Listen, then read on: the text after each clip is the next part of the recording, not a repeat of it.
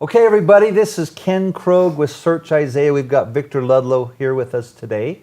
We wanted to take some time. We've got several different episodes we're going to spend with Victor.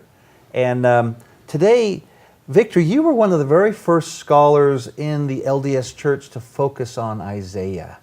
You were one of the first teachers. Tell us a bit about your background and how you even got involved with talking about Isaiah.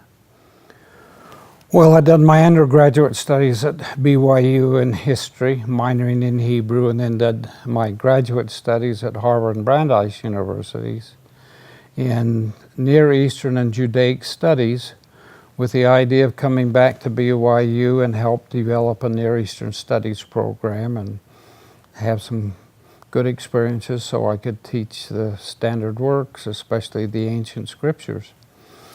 And I was asked to primarily teach Old Testament with some Book of Mormon as well. And just a couple of years in, I was teaching a graduate seminar for a master's program we had for seminary teachers and institute teachers. And it was called Prophets of the Old Testament. So it was the prophetic books of the Old Testament. And it was just a one-semester class, and as we would meet the first time and talk about what a challenge it would be even just to handle those books of the Old Testament in a one-semester course, what were they most interested in? And it was obvious that they wanted to spend more and more time, rather than proportionate to all the Old Testament prophetic books, on Isaiah specifically. And so we would spend well over half the class on Isaiah, and the other half on the other. To spend more time on Isaiah. They wanted more time on Isaiah. Okay, why was that? Well, I think they just sensed teaching, whether they're the Book of Mormon or the Old Testament, even the New Testament, that Isaiah was an important Old Testament prophet that carries over into the other scriptures. I see. And so if they're going to study the prophets of the Old Testament, the one foremost that had teachings and gospel insights would probably be Isaiah. But at any rate, we had undergraduate students that wanted to take it. And I'd petition the dean, but he said, no, this is just for you to teach the graduate students. And so a semester or so later, I came back to the dean again. Is it possible that we could have a separate class on the prophets of the Old Testament or just on Isaiah for undergraduate students? A 1 hour class, so it would only meet 15 hours during the semester. When would that have been roughly? Oh, mid-70s. Mid-70s, okay. Yeah. Great. And so we offered it as a special topics class. I see. The writings of Isaiah. And it soon became so popular we needed to add a second section and everything else. And so it was just that popular. Yeah. That eventually it was developed into a 2-hour class with a number of sections. And so I would teach it, but other faculty members, some of whom you've had here on some of your series, started teaching sections of it as well. And then it started to spread out into various institutes around the church. Oh, wow.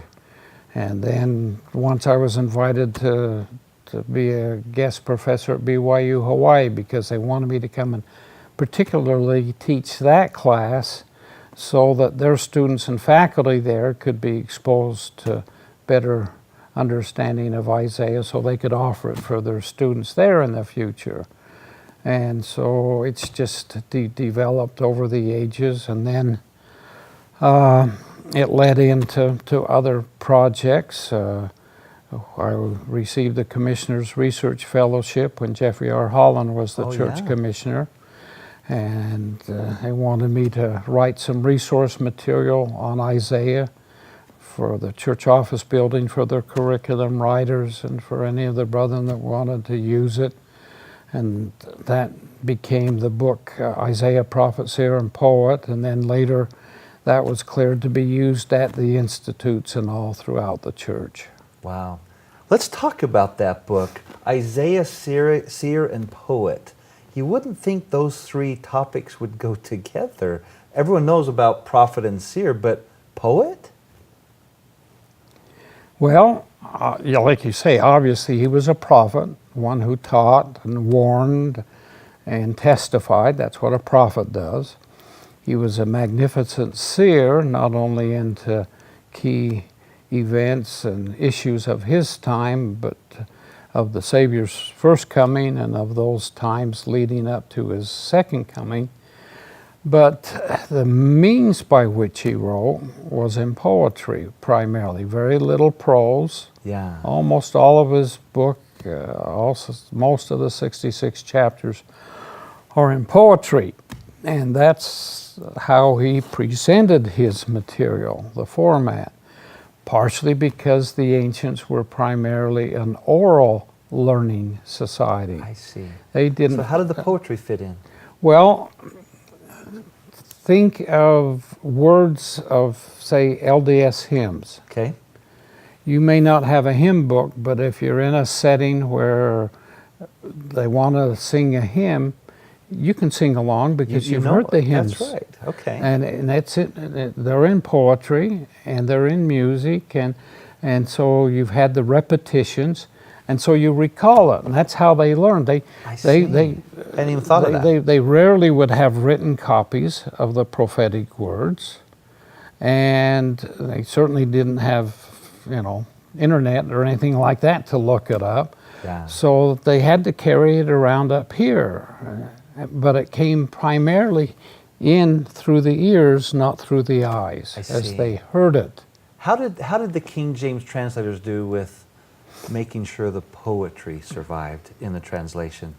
Well, for one, the King James translation itself, a little over 400 years ago, was prepared primarily to be read from the pulpit, not read in the home. Okay. Because most of the people were illiterate. And so that's why it has such a beautiful cadence and a rhythm to it, so that it could be read and everybody could hear it. So they were careful to preserve that. Right.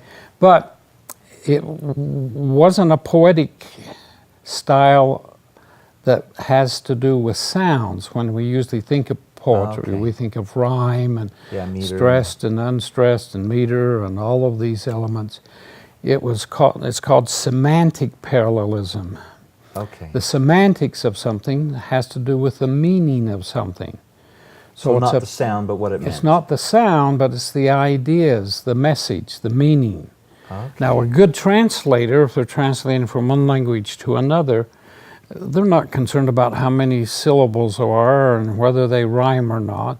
They want the message to get across. So any translation, not just the King James scholars, but any modern English translation, other foreign language translations like German or French or Spanish, they try to get those messages across. And then once you know about these patterns of this semantic parallelism, they'll jump out at the page at you, and you'll recognize it, whatever language you're reading it in. I just read Unlocking Isaiah, and you went into some depth about the different kinds of parallelism that occurs within Isaiah. I had no idea. I was lucky to understand the phrase parallelism, and you gave me like 5 or 6 variations on that.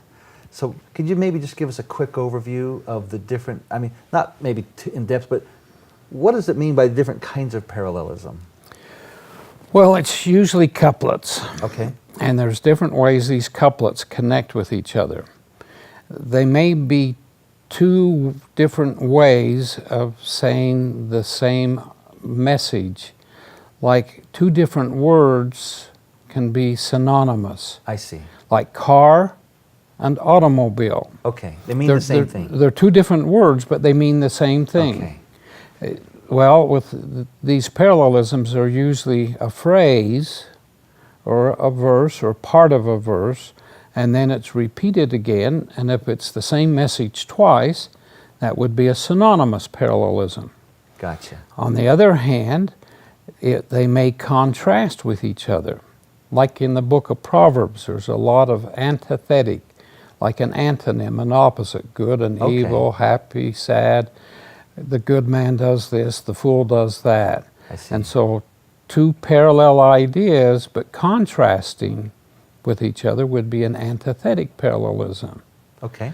Then another favorite common type is called emblematic parallelism, where one presents a symbol, and then that symbol, the emblem, carries over into the other line. So then it's usually joined with in English, with the word like. Thus and thus is like this and that. I see. Or as. Such and such is as thus and thus. So when you learn these tools, you can start seeing what Isaiah was trying to share with us in the meaning. Right. Sometimes the meaning comes into focus if you hear it, and you hear it again. A little more complicated types, they might have 5 or 6 types of parallelism. A classic example from the New Testament, because it's not just in the Old Testament, but through other writers of the Old Testament, but you take the beginning of the Sermon on the Mount of the Savior. Blessed, Yes. blessed, blessed, the 8 Beatitudes. So he's trying to get a message across, and he does it with 8 different steps. Gotcha. Of Yes. the world does this, but you have heard this, but if you do this, sort of thing. And that shows up later in the Sermon on the Mount as well. So it's these parallelisms, by the time you put them together, whether it's just 2 of them or a few of them or maybe a half a dozen or more of them, oh, okay, I think I'm finally starting to sink in. So it takes a little bit more work than just reading it like a novel, doesn't it? That's right, although it helps, like in some of the more modern English translations, if the poetry is printed in a poetic style. I see. So you see this stanza, how, then you can more immediately write, oh, these belong together, together. and these belong together, and then you can jump into it and try to tag what the message is. So you can get copies of Isaiah that are written in more of a poetic format than they might find in the King James? Yeah, Okay. because the King James is just printed like it's all prose. I see. Yeah. Any come to mind of some of your favorites? In fact, I understand you you were pretty tied to the original Luther Bible, having served a mission in Germany. I loved it. Luther did a marvelous job. Joseph Smith was very impressed with that translation. He liked that one the best, He didn't was he? aware of it. He thought it was the best available at the time. There were some excellent English ones. The New International Version. Okay. There's even a New King James Version. There's a number of them that any of them help, because you don't read them to replace the King James, but to complement. Gotcha. It's kind of like having 2 eyes. Okay. We've got one neck, one chin, one mouth, one nose, but 2 eyes.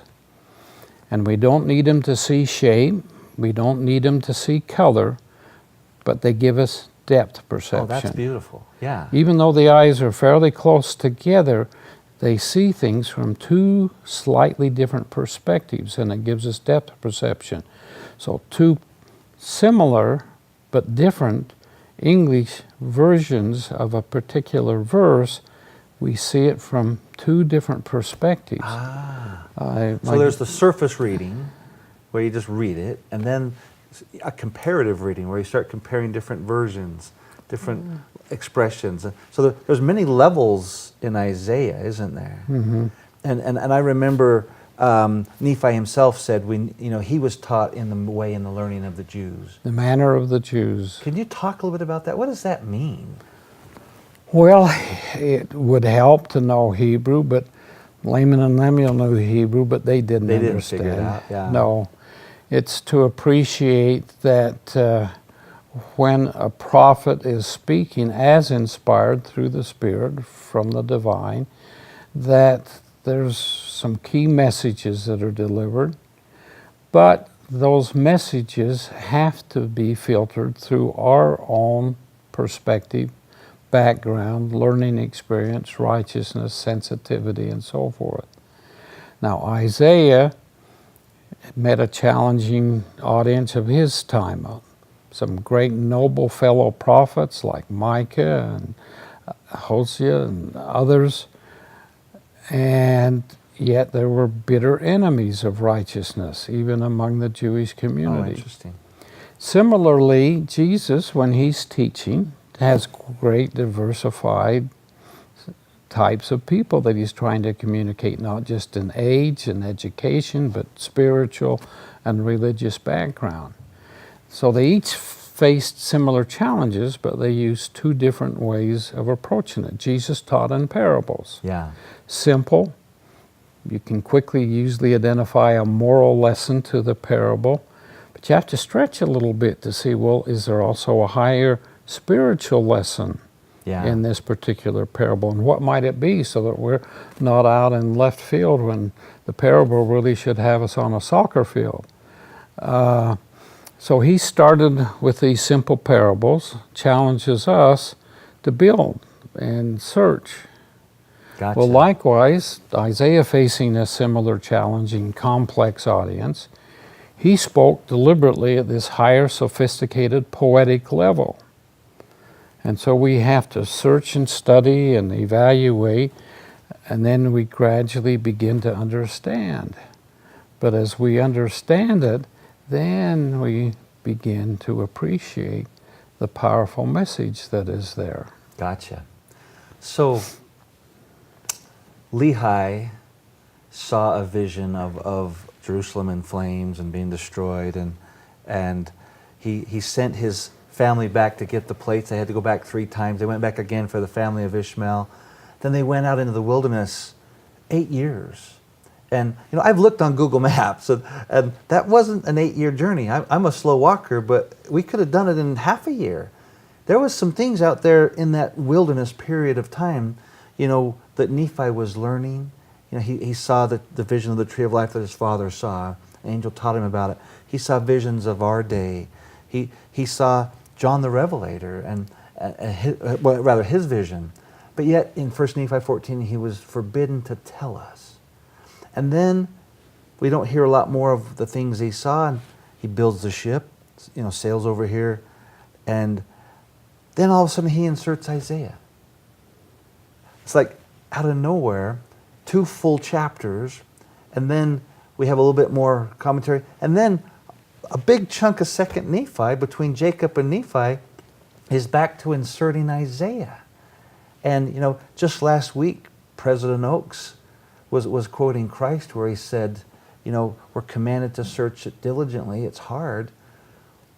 Why was Isaiah inserted? Why is it so important to our day but so hard to read? Was Nephi trying to tell us something? Well, he introduces it and tells us different ways and reasons why Isaiah is important. And the Savior commands us to search Isaiah.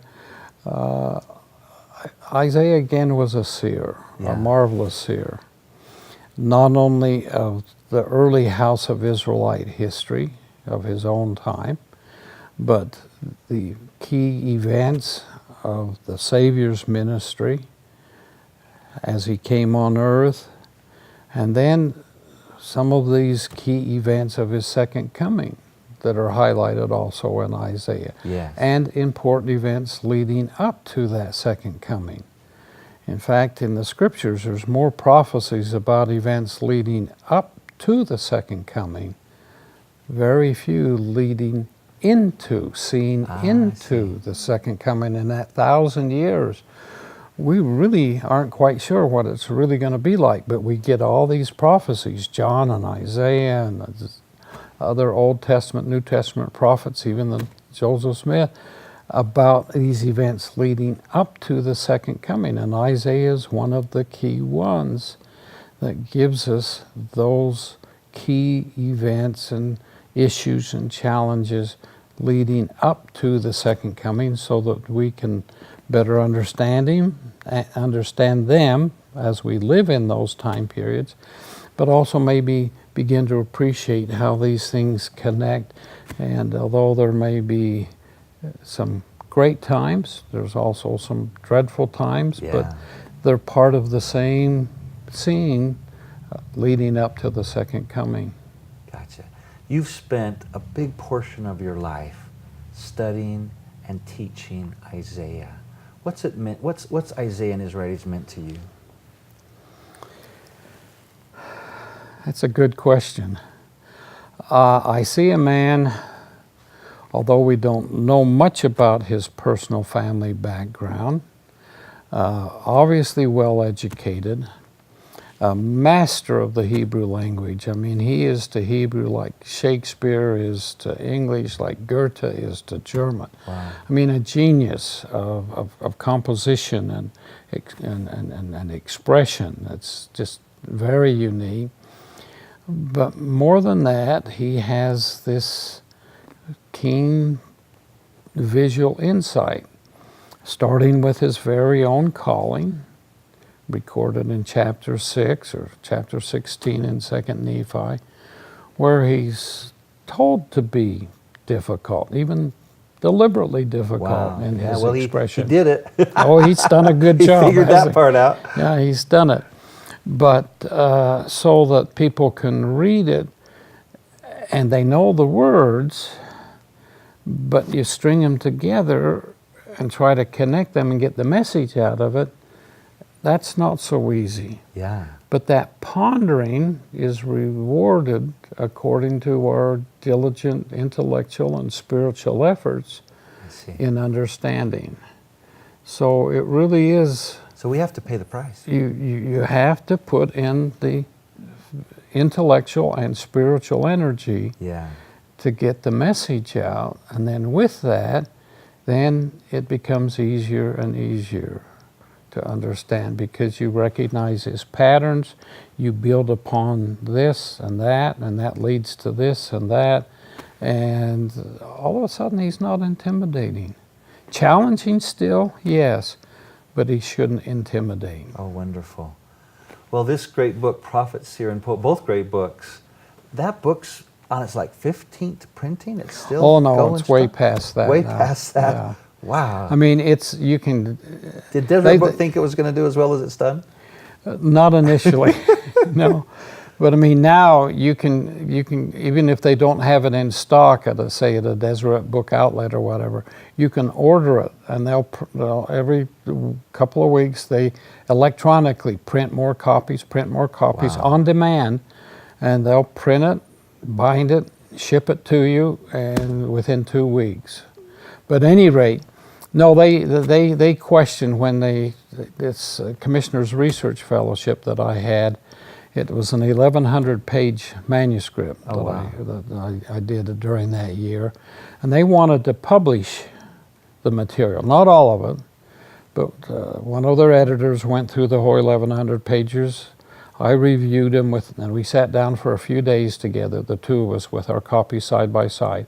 And it was amazing how often we agreed, well, this part here, these 3 pages, we could condense it down to just this material here, and then we could skip this and do this, and so that we would still retain, say, 85% of the essential insights, but not have as many illustrations or examples and take so much, and just concentrate on it.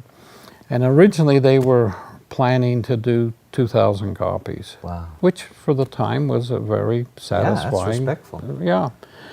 But it was going to be the most expensive book they had printed up to then because I have alternate English translations for each chapter of Isaiah as a part of it, so they could read the King James and be exposed to some of these other English translations. And so they thought, oh, we've got to do at least 3,000 copies or we're not going to make any money. And of course they have to make money because they're not subsidized by tithing or anything else. But they got a ridiculously cheap offer to print by a new printing press down in the South that had these big new printing presses and all these rolls of paper, but not much business. And so they were quoting at ridiculously low per volume pricing, but you had to do, like in their case, at least 5,000 copies. But they realized the price per unit was so small, even if they only sold 3,000, they'd still make money. Still better, okay. And if they'd sold all 5,000, well, then they really, well, they sold 5,000 copies in about 5 weeks. Oh my heavens! Wow. And that went to town. And so it's, you know, it hasn't sold, of course, that well since then. But especially every 4 years, as we study Isaiah in the Old Testament, why we have a revived interest, and then the intervening every other year in between as we get a third of Isaiah in the Book of Mormon, why then again we get that feeling that, okay, I maybe I better try to tackle it this time. You know, the word Isaiah, just to hear it, it's kind of like hearing words like dentist, taxes. IRS. I know, but oh, that just hurts thinking about it. Yeah. But again, it doesn't need to be intimidating. Great. Well, thanks everybody. In our next episode with Victor, we're going to talk about how to get ready. We're coming into this Sunday school season again where Isaiah is about to be taught. So that's our next episode. Join us. We'll talk to you again soon.